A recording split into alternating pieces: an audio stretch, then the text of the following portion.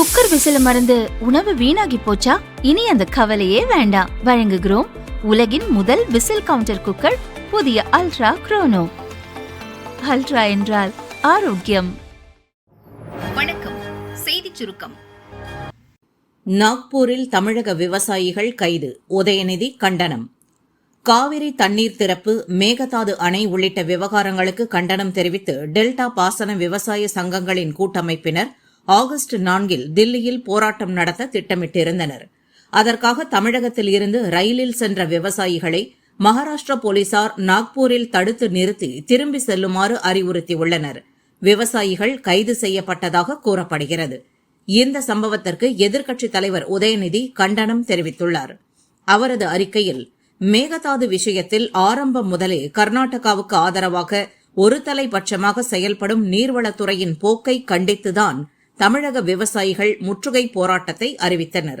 அதற்காக அவர்கள் ரயிலில் சென்றபோது நாக்பூரில் இறங்க வைத்து தமிழகத்திற்கு திரும்பிச் செல்ல மகாராஷ்டிரா போலீசார் கட்டாயப்படுத்தியுள்ளனர், கைது செய்துள்ளனர். அவர்களை உடனடியாக விடுவிக்க தமிழக முதல்வர் நடவடிக்கை எடுக்க வேண்டும். விவசாயிகள் கைது குறித்து மகாராஷ்டிரா அரசிடம் விளக்கம் கேட்பதுடன் இனி இதுபோன்ற சம்பவங்கள் நடக்காமல் இருக்க உறுதி செய்ய வேண்டும். தில்லி சென்று போராட அவர்களை மத்திய அரசு அனுமதிக்க வேண்டும். ஜனநாயக வழியில் போராடும் உரிமையை பறிக்கக்கூடாது என உதயநிதி தெரிவித்துள்ளார். நெருக்கமானவர்களுக்கு அரசு பதவி வழங்கும் முதல்வர் விஜய். அரசாணை வெளியிடாமல் மர்மம். தமிழக வெற்றிக் கழக நிர்வாகிகளுக்கு அரசு பதவிகள் வழங்கப்படுகின்றன. இது தொடர்பான அரசாணைகள் பகிரங்கமாக வெளியிடப்படுவதில்லை என்ற புகார் எழுந்துள்ளது. முதல்வர் விஜய் தலைமையிலான தாவேக அரசு பொறுப்பேற்றதும் முதல்வரின் ஆஸ்தான ஜோதிடராக இருந்த ரிக்கி ரத்தன் பண்டிட் வெற்றிவேலுக்கு சிறப்பு அதிகாரி என்ற அரசு பணி வழங்கப்பட்டது. இதற்கான அரசாணை முறைப்படி வெளியிடப்பட்டது. அதற்கு பல்வேறு கட்சிகள் எதிர்ப்பு தெரிவித்தன. இதையடுத்து அந்த அரசாணையை தமிழக அரசு ரத்து செய்தது. இதன்பின் முதல்வர் விஜயின் ஆலோசகராக அவரது அரசியல் மற்றும் தேர்தல் வியூக வகுப்பாளராக பணியாற்றி வரும் ஜான் ஆரோக்கியசாமி மற்றும் விஷ்ணு ரெட்டி ஆகியோர் அரசு சார்பில் நியமிக்கப்பட்டனர். இந்த தகவல் மே 5 வெளியானது. இது தொடர்பான அரசாணை பகிரங்கமாக வெளியிடப்படவில்லை. அமைச்சரவை கூட்டம் மற்றும் உயர் அதிகாரிகள் ஆலோசனை கூட்டங்களில் இருவரும் பங்கேற்று வருகின்றனர். இதேபோல முதல்வர் விஜயின் சமூக வலைதள அட்மின் ஜெகதீஷ், உதவியாளர் ராம்குமார் ஆகியோருக்கும் முதல்வரின் நேர்முக உதவியாளர்களாக பணி வழங்கப்பட்டு உள்ளதாக கூறப்படுகிறது. இது குறித்த அரசாணையும் வெளியாகவில்லை. நாமக்கல் கவிஞர் மாளிகையில் புதிதாக அமைக்கப்படும் முதல்வர் விஜய் அலுவலகத்தில் இந்த 4 பேருக்கும் தனி அறைகள் ஒதுக்கப்பட உள்ளன. தாவேகா தேர்தல் பிரச்சாரங்களில் விஜய்க்கு பாதுகாப்பு ஏற்பாடுகளை செய்தவர் பவுன்சர் நயீம் மூசா. இவரும் முதல்வர் செல்லும் இடங்களுக்கு பாதுகாப்பு போலீசாருடன் இணைந்து செல்கிறார். இவருக்கு என்ன பணி வழங்கப்பட்டுள்ளது என்பது பாதுகாப்பு போலீசாருக்கே இன்னும் தெரியவில்லை. உள்துறையிலும் இது தொடர்பான அறிவிப்பு வெளியிடப்படவில்லை. இந்நிலையில் முதல்வரின் சமூக வலைதள ரசிகர் மன்ற தலைவராக இருந்த குரு தமிழக அரசின் தகவல் சரிபார்ப்பகத்தின் தலைவராகவும் செய்தி மக்கள் தொடர்பு துறையில் உள்ள சமூக ஊடக பிரிவு சிறப்பு அதிகாரியாக தாவேகா தகவல் தொழில்நுட்ப அணியைச் சேர்ந்த திவ்யாவும் நியமிக்கப்பட்டுள்ளதாக கூறப்படுகிறது. ஆனால் இது குறித்த அரசாணைகள் பொதுவெளியில் வெளியிடப்படவில்லை. முதல்வர் விஜய் பதவியேற்ற போது வெளிப்படையான அரசு நிர்வாகத்தை வழங்குவதாக அறிவித்தார். ஆனால் அவரை சுற்றி நடக்கும் அரசு பணிகள் மற்றும் நெருக்கமானவர்களுக்கு வழங்கப்பட்டுள்ள பதவிகள் குறித்த விவரம் மர்மமாகவே உள்ளது. எதிர்க்கட்சிகள் மற்றும் விமர்சகர்களின் வாயை அடைப்பதற்காக இதுபோன்ற நடவடிக்கைகளில் ரகசியம் காக்கப்படுவதாக கூறப்படுகிறது. கேரளா செல்ல வேண்டாம், பம்பையில் நிலச்சரிவு அபாயம். கேரளாவில் தென்மேற்கு பருவமழை தீவிரமடைந்து பல மாவட்டங்களில் கனமழை கொட்டுகிறது. அதிகபட்சமாக கண்ணூரில் 36 சென்டிமீட்டர் மழை பெய்துள்ளது. பத்தனம்திட்டா, கோட்டயம், இடுக்கி, வயநாடு, ஆலப்புழாவில் 17 சென்டிமீட்டர் வரை கனமழை கொட்டி தீர்த்துள்ளது. அணைகள் நிரம்பி ஆறுகளில் வெள்ளப்பெருக்கு. இடுக்கி, கோட்டயம், வயநாட்டில் பல இடங்களில் நிலச்சரிவு ஏற்பட்டுள்ளன. தேசிய மற்றும் மாநில பேரிடர் மீட்புக் குழுவினர் பணிகளில் ஈடுபட்டுள்ளனர். நேற்று முன்தினம் பெய்த மழைக்கு 8 பேர் பலியானதாக கேரள அரசு தெரிவித்துள்ளது. மாயமான 8 பேரை தேடும் பணி நடக்கிறது. மாநிலம் முழுதும் 209 நிவாரண முகாம்களில் 6000 பேர் தங்க வைக்கப்பட்டுள்ளனர். பம்பை மற்றும் சுற்றுப்பகுதிகளில் தொடர்ந்து மழை பெய்து வருகிறது. பம்பை ஆற்றில் வெள்ளம் பெருக்கெடுத்து ஓடுகிறது. அங்கும் நிலச்சரிவு ஏற்படும் அபாயம் உள்ளது. இந்த சூழலில் தமிழகத்திலிருந்து ஏராளமான பக்தர்கள் மாலை அணிந்து சபரிமலை செல்ல தொடங்கியுள்ளனர்.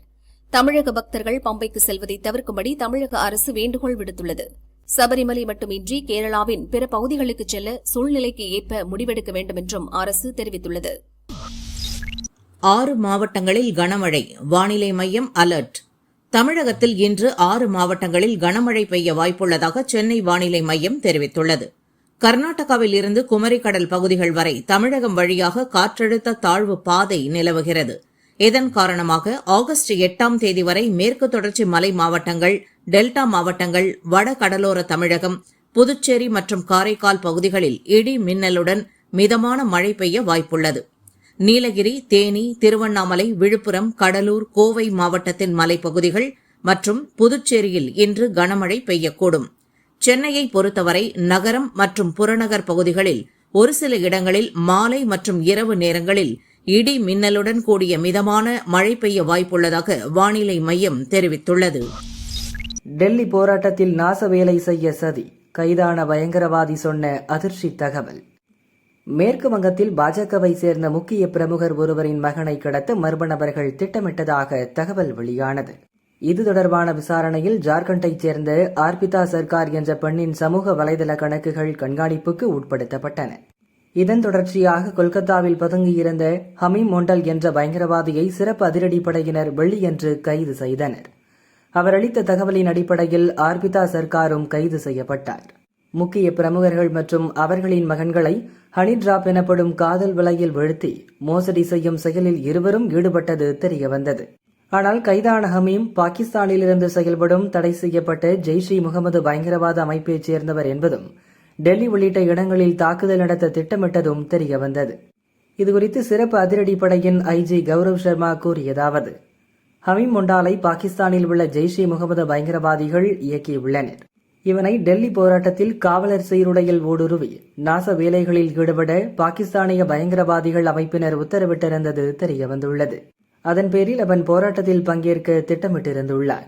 போராட்ட களத்தில் வன்முறையை தூண்டிவிட்டு சட்டம் ஒழுங்கை சீர்குலைப்பதே இவனது நோக்கம். போலீஸ் உயரதிகாரிகள், அரசியல் தலைவர்கள் மீது தாக்குதல் நடத்தவும் அவன் திட்டமிட்டிருந்தான். குறிப்பாக மேற்கு வங்க முதல்வர் சுவேந்து அதிகாரி உள்பட பாஜக தலைவர்களை குறிவைத்து தாக்குதல் நடத்தவும் திட்டமிட்டு வந்துள்ளார். இது தொடர்பாக தீவிர விசாரணை நடந்து வருவதாகவும் கௌரவ் சர்மா கூறினார். காமன்வெல்த் போட்டிகள் நிறைவு, பதக்க வேட்டை நடத்திய இந்தியா. 2026 காமன்வெல்த் விளையாட்டுப் போட்டிகள் ஸ்காட்லாந்தின் கிளாஸ்கோவில் நடந்தது. இந்தியா உள்பட 76 நாடுகளைச் சேர்ந்த 3000க்கும் அதிகமான வீரர் வீராங்கனைகள் போட்டிகளில் பங்கேற்றனர். இந்தியா சார்பில் 126 பேர் கலந்து கொண்டனர். ஜூலை 23ஆம் தேதி துவங்கிய போட்டிகள் தற்போது நிறைவடைந்துள்ளன. கடைசி நாளுக்கு முந்தைய தினம் மட்டும் 7 தங்கம் உள்பட மொத்தம் 16 பதக்கங்களை இந்திய வீரர்கள் வென்று குவித்தனர். 2026 காமன்வெல்த் போட்டியில் இந்தியா மொத்தம் 13 தங்கம், 17 வெள்ளி, 9 வெண்கலம் என மொத்தம் 39 பதக்கங்களுடன் 4வது இடத்தை பிடித்தது. ஆஸ்திரேலியா 70 தங்கம், 45 வெள்ளி, 56 வெண்கலம் என 171 பதக்கங்களுடன் முதலிடமும், இங்கிலாந்து 29 தங்கம், 45 வெள்ளி, 36 வெண்கலம் உள்பட 110 பதக்கங்களுடன் 2ஆம் இடமும், கனடா 19 தங்கம், 20 வெள்ளி, 23 வெண்கலம் என 62 பதக்கங்களுடன் 3ஆம் இடமும் பிடித்தன. கிளாஸ்கோ காமன்வெல்த் போட்டிகள் முடிவடைந்த நிலையில் 2030ஆம் ஆண்டுக்கான காமன்வெல்த் போட்டிகள் இந்தியாவில் நடக்க உள்ளது.